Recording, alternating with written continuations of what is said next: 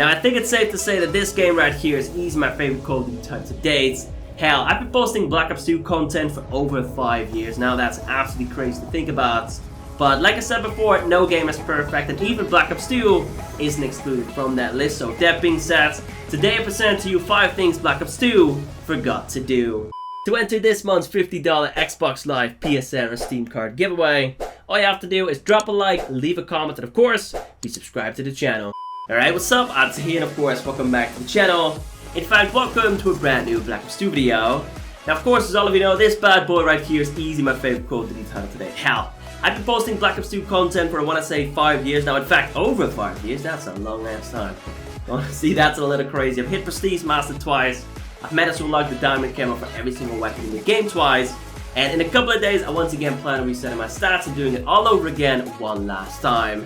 Basically, it's safe to say that even though I put, what, like 50 days into this game, I still don't feel the need to kill myself whilst playing it. In fact, I still have quite a bit of fun playing this game, which honestly, I can't say for the recent Call of Duty titles. Black Ops 3 is decent, but it's not really my cup of tea. Same thing goes for Infinite Warfare. Modern Warfare Remastered is actually not too bad, but nostalgia is a bit of a killer in this case. I personally feel like I had more fun back in the day on COD 4. Then again, I honestly couldn't tell you. I think nostalgia is one of those things that kills sequels every single time around.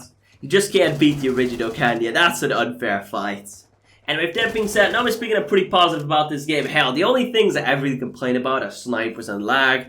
Lag simply because I pay quite a bit for my internet. I know mine's decent, so with that being said, please don't pick a host that is using McDonald's free Wi-Fi. And on top of that, snipers bug me simply because they always wreck me at close range. If I get sniped at long range, that's more than fun. That's what those weapons were meant for. But having to watch out for long range rifles up close and personal is something that kind of grinds my gears. Then again, that's a universal issue in every single Call of Duty title.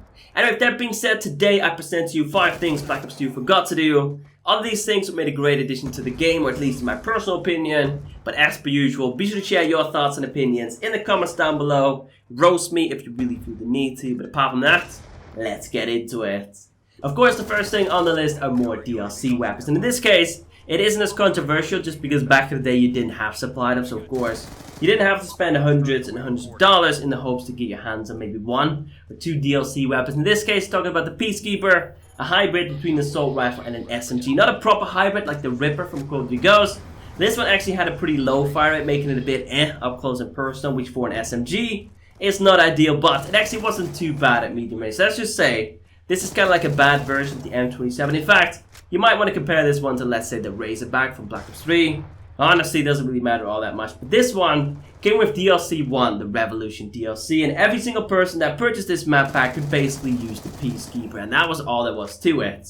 Now, of course, that started a bit of a trend. So every single time a new map pack dropped, people would post tons and tons of videos talking about weapons that could potentially come to Black Ops 2, and quite frankly, that never happened, which was a bit of a bummer, alright? I'll be very honest about that. And over time, it became a bit of an annoyance, especially considering I put a lot of time into this game. So that being said, variety for the sake of variety isn't a bad thing.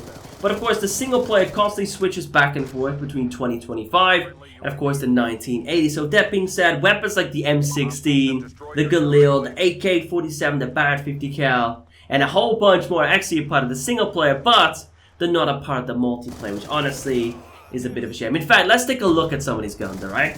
So for starters, we have the pistols, the ones that are not available in the multiplayer side of things, the Browning HP, and the Makarov, and the M1911. Next up, the shotguns. For starters, the Spas 12, of course, a fan favorite. And then finally, we have the Olympia. Now, I'm pretty sure that some of you actually remember this gun from back in Black Ops 1. This one was deadly up close and personal, of course, in a one-on-one gunfight. Outside of that was absolutely useless. But again, variety for the sake of variety is not a bad thing. Next up, SMGs, the MP5, a fan favorite, the AK-74U, again a fan favorite, and of course the Uzi, which to be honest, I don't want to use. Next up, assault rifles, the Colt M16A1, the M16 people. This one was recently introduced to Black Ops 3, of course. Bit of a bad boy if I say so myself. The AK-47, and then finally the Galil again. One that was just introduced to Black Ops 3. Sniper rifles, the Dragunov, and of course the Barrett. In this case, is the Barrett M82A1. I want to say that that means it was basically designed in 82, but honestly, not too sure about that. To me, it's the Barrett 50 cal. LMG's the M60, a fan favorite, and the RPD. The RPD is goddamn deadly and caught fire, right? Just casually putting it out there. And then finally for the launchers, we have the RPG-7 and the FIM-92 Stinger, which honestly, I couldn't care less about. Anyway, so next up we have something that was a pretty big deal back in the day. A ton of people actually posted videos about this, most notably Alien. I think that one has got like 2 million views, something along those lines, but you're gonna have to check that out for yourself. Anyway, in this case, we're talking about the Prestiges 12 through 15. Now, of course, modded accounts weren't really a thing back in the day. Nowadays, you actually see people walking around being Prestige 12, 13, 14, 15, whatever it might be.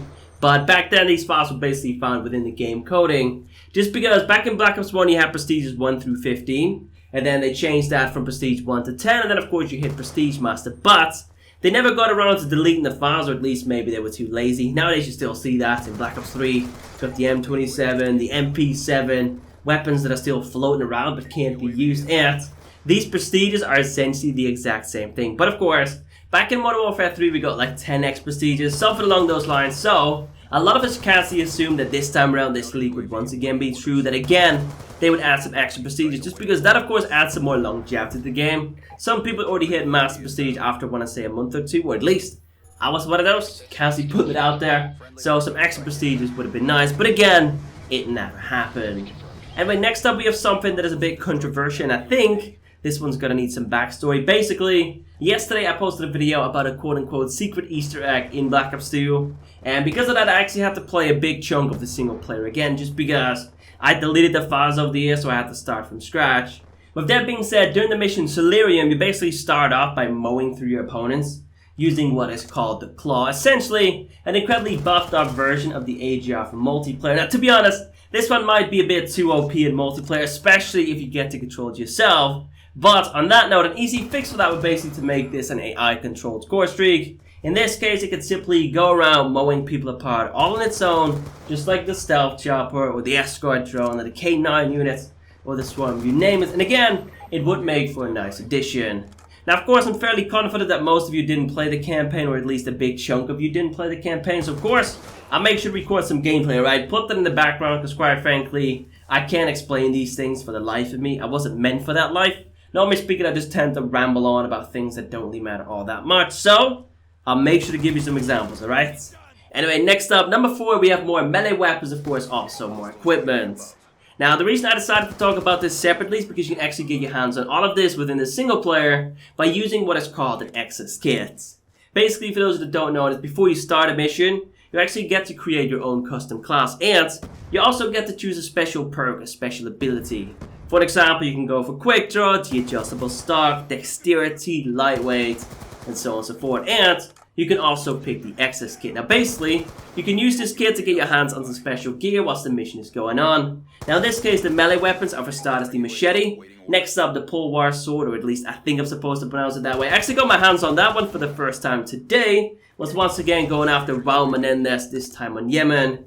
And then finally, we have the Combatant Suppression Knuckles, or at least I think I'm supposed to pronounce it that way. Basically, electric knuckles. Honestly, these things are goddamn deadly and a lot of fun. And then for the equipment, for starters, we have the Animal Trap, the AT Mine, the Molotov Cocktail. I think the Molotov's in both World at War and Black Ops 1. Not too sure why it isn't in Black Ops 2. Next up, Nightingale, which I think is Nova 6 gas. Also, the M29 Mortar Shell, which you can use in the very first mission in the campaign. Pretty damn deadly if I say so myself. A lot of fun. Would be a bit OP in multiplayer though. Just casually putting it out there. Anyway, next up the Strobe Grenade. Not too sure what that is. And then finally the Kinetic Strike Weapon. Which again, haven't got a clue what that is. I'm fairly confident I've never used that before. Anyway, so finally the last thing on my list is more special weapons. Again, because you can find all of these within the campaign. And some of these are just freaking amazing. Just casually putting it out there. For starters, we have the minigun, which to be honest might be a bit too OP for a special weapon. How about a kill streak instead? But next up, we have the Storm PSR. Basically, a sniper rifle that requires you to first up charge up your shot before you can actually fire the weapon. But if you wait for a pretty long time, you can actually use the sniper to shoot through walls. Now, this might be a bit annoying online, but if it's a special weapon, then essentially it'll have like 2-3 bullets or something like that. I think most of us can deal with this. Next up, the manual crossbow. I can safely say I've never used that. The spring knife, which is essentially what came before the ballistic knife. The Titus 6, actually this one's pretty deadly. I'm going to try to get some gameplay with this one. I'm not too sure how to explain it. I guess the closest thing to it would be the crossbow with the tri-bolts.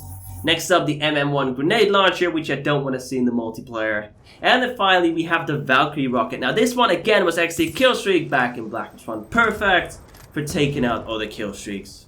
Anyway, with that being said, be sure to let me know in the comments down below you thought of all this. Of course, if you enjoyed this video, some support, a like rating would be very much appreciated. If not, that's cool. Let's try to aim for 500 likes on this video. That'd be absolutely fantastic. Plus, we haven't hit that in a very long time. Anyway, if you want to, you can also follow me on Twitter, Facebook, Instagram. You can find all those things down below in the description. And then finally, in fact, as always, thank you all so much for watching. Thank you for the continued support. And of course, I'll catch you in the next one. Take it easy.